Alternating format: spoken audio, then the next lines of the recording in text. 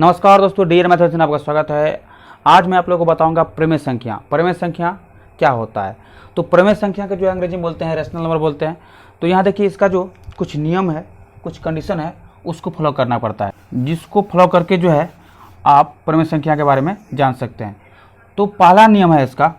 पहला नियम क्या है कि ये जो है P बट्टा Q के रूप में रहता है। किस रूप में रहता है? P बट्टा Q के रूप में रहता है। दूसरा नियम क्या है इसका?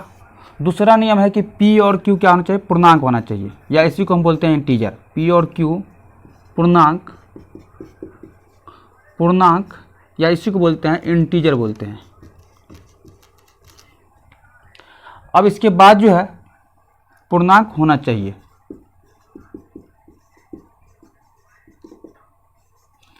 अब तीसरा कंडीशन देखिए, नीचे में जो Q है ये 0 नहीं होना चाहिए। अगर ये 0 हो गया तब जो है प्रमेय संख्या नहीं रहेगा।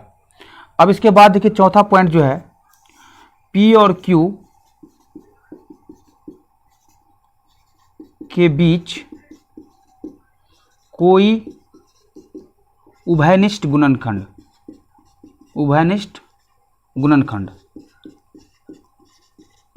इसी को अंग्रेजी में बोलते हैं कॉमन फैक्टर। क्या बोलते हैं? कॉमन फैक्टर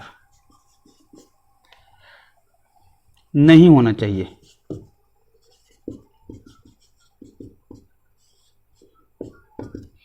तो यहां पर जो है चार बात है। चार बात में पहला बात क्या है कि ये जो है P बट्टा Q के रूप में रहता है। ये P और Q क्या है? तो P और Q जो है पूर्णांक है। क्या है? ये पूर्णांक है। अब ये पूर्णांक या इंटीजर क्या है? तो यहां देखिए पूर्णांक या इंटीजर के बारे में जान लेते हैं। पूर्णांक या इंटीजर, इसी को अंग्रेजी में क्या बोलते हैं? इंटीजर।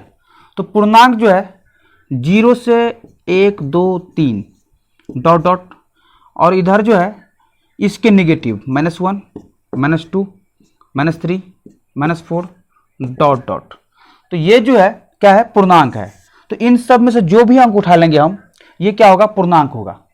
अब इसके बाद देखिए कि पूर्णांक P पूर्णांक है, Q पूर्णांक है, तो इसी में से जो है 3 ले लेते हैं और इसके बाद जो है 2 ले लेते हैं। तो ये भी पूर्णांक है, ये भी पूर्णांक है। ये क्या है? 0 नहीं है। 2 जो है 0 नहीं है। 2 0 नहीं है। अब इसके बाद इसमें देख लीजिए 3 और 2 के बीच में जो है कोई उभयनिष्ठ गुणनखंड नहीं है या कॉमन फैक्टर नहीं है। ये क्यों नहीं है? तो यहाँ देख लीजिए 3 गुने 1, इसको लिख सकते हैं, इसको लिख सकते हैं 2 गुने 1। यहाँ पर जो है कोई उभयनिष्ठ गुणनखंड नहीं है सिवाय 1 के। तो यहाँ पर हम ये भी कर सकते हैं कि ये जो है P और Q क्या होना चाहिए? सहअभाज्य होना चाहिए। क्या होना चाहिए?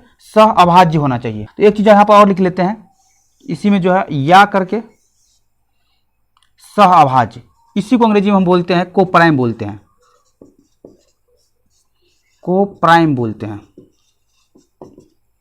तो सहअभाज्य क्या होता है कि वैसा दो संख्या जिसमें एक के अलावा कोई दूसरा गुणनखंड नहीं हो। यहाँ पर 3 और 2 क्या है? सहअभाज्य है। क्या है? सहअभाज्य है। और जिसके पास एक के अलावा कोई दूसरा गुणनखंड नहीं है, तो ये क्या होगा? परिमेय संख्या होगा। क्या होगा? ये परिमेय संख्या होगा। 3/2 क्या है? परिमेय संख्या है। इसी को क्या बोलते हैं? रेशनल नंबर बोलते हैं। तो ये जो है परिमेय संख्या है 3/2। तो परिमेय संख्या के बारे में क्या क्या जान लिए? P बट्टा Q के रूप में रहेगा, जहाँ P और Q क्या होगा? पूर्णांक होना चाहिए। तीसरा पॉइंट Q बराबर 0 नहीं होना चाहिए। चौथा पॉइंट P और Q के बीच कोई उभयनिष्ठ गुणनखंड नहीं होना चाहिए। तो यहाँ पर जो है हम उभयनिष्ठ गुणनखंड के बारे में लिखे हैं कॉमन। उभयनिष्ठ मतलब क्या होता है? कॉमन होता है। यहाँ पर जो है उभयनिष्ठ का मतलब समझ लीजिए क्या होता है उभयनिष्ठ। यहाँ पर देख लीजिए कि यहाँ पर जो है 4 ले लिए और यहाँ पर 6 ले लिए। इसको लिखते हैं 2 × 2, और यहाँ पर जो लिखते हैं इसको 2 × 3 लिखते हैं। तो यहाँ पर देखिए ये 2 जो है दोनों में क्या है? उभयनिष्ठ है। क्या ये? उभयनिष्ठ मतलब क्या होता है? दोनों में जो है सेम चीज है। ये क्या हुआ? उभयनिष्ठ हुआ। ये क्या है? 2 जो है उभयनिष्ठ है, दोनों में उभयनिष्ठ है। तो हमने जो है आपको परिमेय संख्या के बारे में जो है सब कुछ बता दिए हैं। तो अभी के लिए इतना ही। इस वीडियो को ज़्यादा शेयर कीजिए, और अभी तक इस चैनल को सब्सक्राइब नहीं किया तो सब्सक्राइब कर लीजिए। धन्यवाद।